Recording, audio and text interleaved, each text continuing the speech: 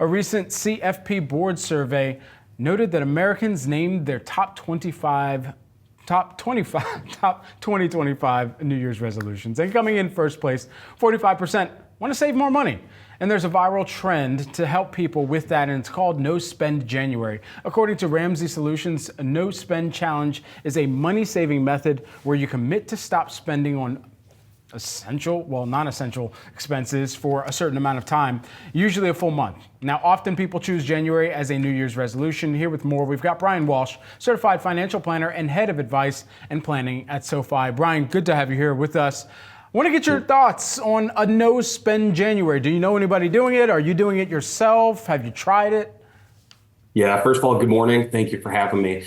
Really with this concept, it's an idea that you set rules and you could change them up a little bit. Maybe you don't spend in a certain category. Maybe it's all non-essential spending that you avoid to get ahead and really kind of reset your habits. We see members doing this at SoFi. I also do it throughout the year, honestly, where I'll kind of use it as a reset if I see that I'm overspending. So you can really pick and choose how you put this in place. So how can you best accomplish a month of no spending? Because it sounds easy until, that latest Jordan retro drops for me. Yeah, I think three things that we talk about with people on this is number one, you got to be really specific and realistic. Number two, you want to make sure you identify your triggers. And then number three, you don't want to bulk spend ahead of it or bulk spend after it because it really defeats the purpose. So on being specific and realistic, it's not realistic to give up all of your spending for the month of January like it would be to, give up drinking for January. So maybe it's non-essential, maybe it's a category like dining out or traveling. You really need to kind of specify what you want to do. The triggers piece is something that we see that's really important. Maybe there's certain friends or apps or social media that when you hang out with those people, you spend time on it, it kind of triggers you to spend money.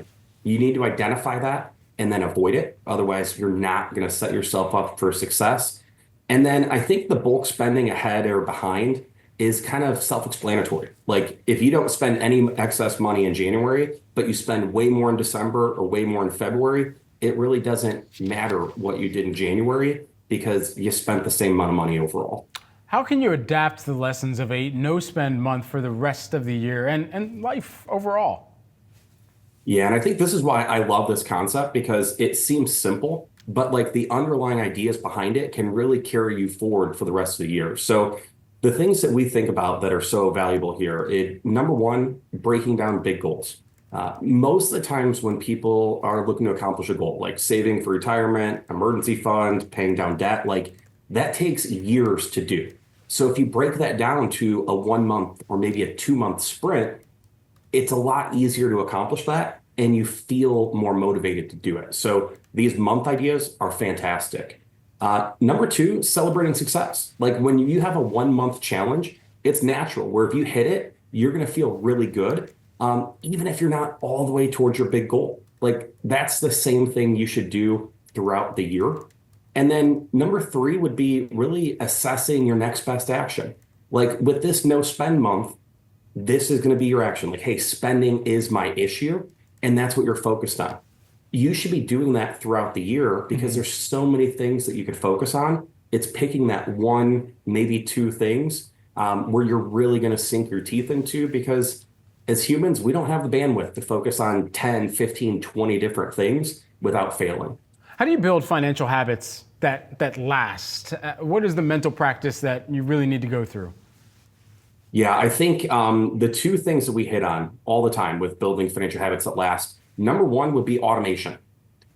You should automate anything that's important to your financial life. And whether it's saving, paying down debt, whatever it may be, you can automate it. And the idea here is you make a good decision once, and then you reap the rewards on an ongoing basis. You don't have to use that mental energy, that willpower, gritting your teeth through it on a weekly, monthly, quarterly basis. Just set it and forget it.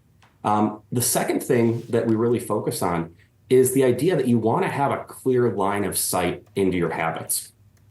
This no spend in a given month, you're focusing on it, you're tracking it along the way, you're making progress. Progress leads to persistence. You should be doing the same thing with your finances if you want to establish your habit. You need to know what that one thing is. You need to know how you're doing it. And technology makes that really easy, quite frankly. Like digital money management apps like SoFi Relay, you could focus on one thing, just see it in a couple seconds, and you're good to go.